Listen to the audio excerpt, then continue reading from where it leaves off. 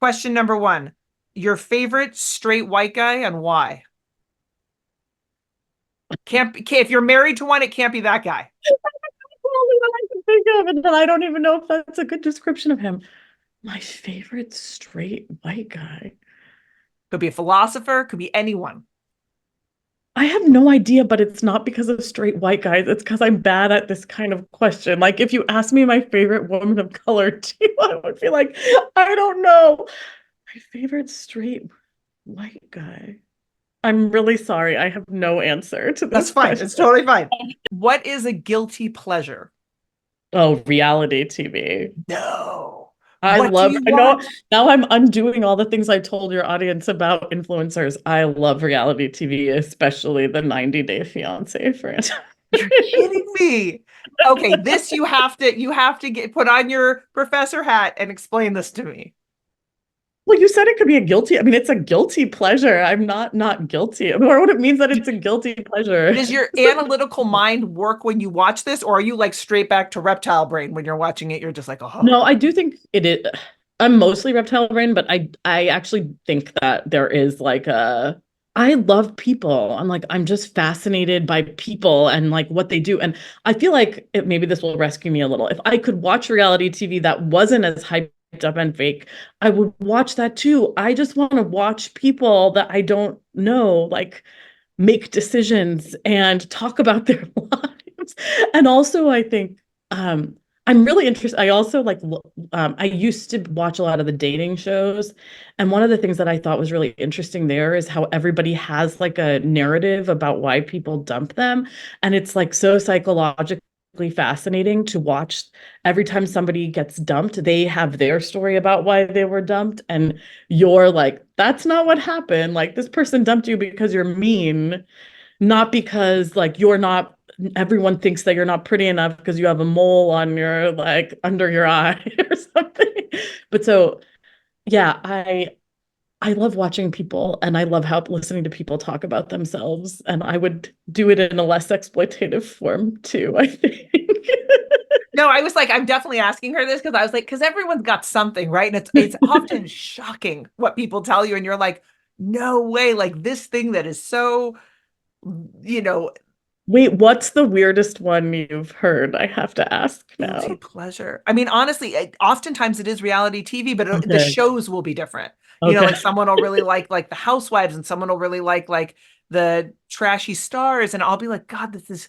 I never would have thought this person would have spent time with this experience. And the reality TV part of it's what's so hard for me to wrap my brain around because it's fabricated and these people are nuts. But I think it's interesting too because it has to tap into something. And I Yeah. imagine that your analytical brain is something's going on for it too.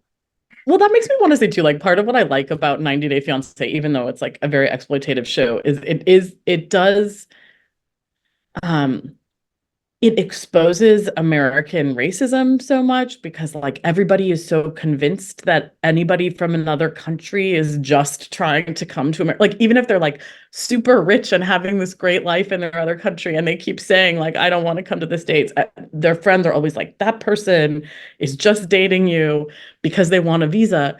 But another thing also that I think is interesting about that show that my spouse, who is a philosopher, and I talk about a lot about the show is how people act like it's a crime to consider what your ultimate life would be like with someone when you decide whether to marry them or not. And I think that's so strange because obviously like marriage is partly a decision, like it's a practical decision about your life. And certainly like mo for generations, like that has been what marriage is, right? Like women thought about like the money of the person they're marrying into. But also I think people are lying to themselves if they think like, I can think of relationships I didn't continue because I didn't want the lifestyle that went with marrying that person. Like, yeah, so I guess I think it's also an interesting place to think critically about the myth of romance and the idea that marriage has nothing to do with practical or economic considerations. But also, I just like it and it turns on my reptile brain.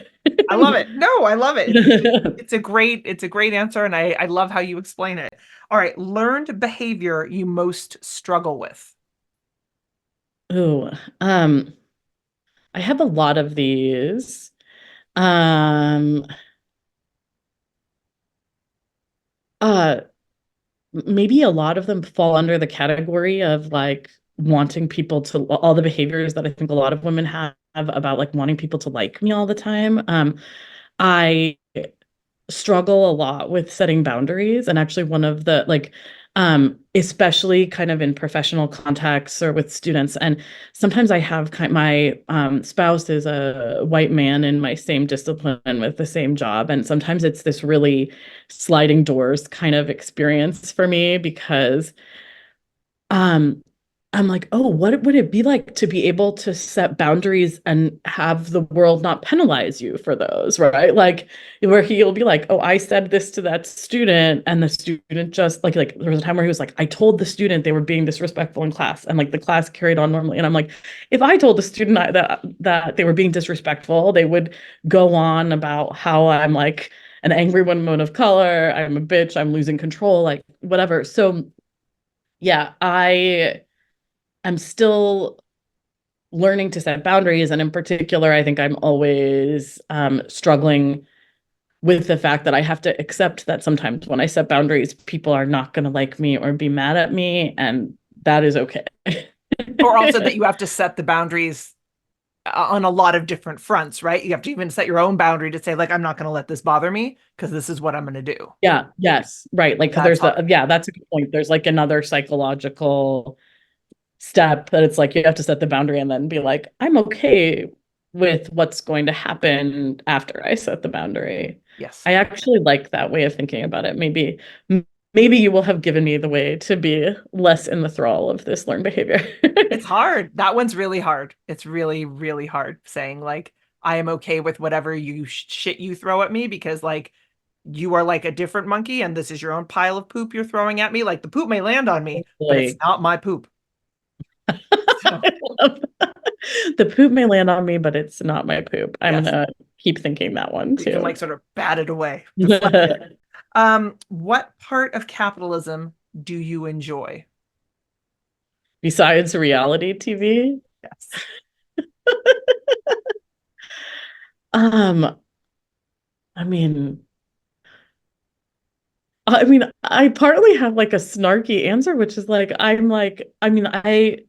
yeah, I'm like a woman of color, but I am like this big beneficiary of capitalism. Like when I look at, because I study like the women of the global majority, I'm just like, what part of it do I not like? Like everything, things are great for like, I have to, I don't have to think about like where my food is going to come from, like what uh whether I'm going to be safe the next day. Like I think it's easy to like a lot of things about capitalism when you're the beneficiary, and I think yeah, so I think I like a lot of the things that it's giving me. I think the struggle is to kind of realize like it's not fair that I live in a world that isn't giving those things to the majority of people.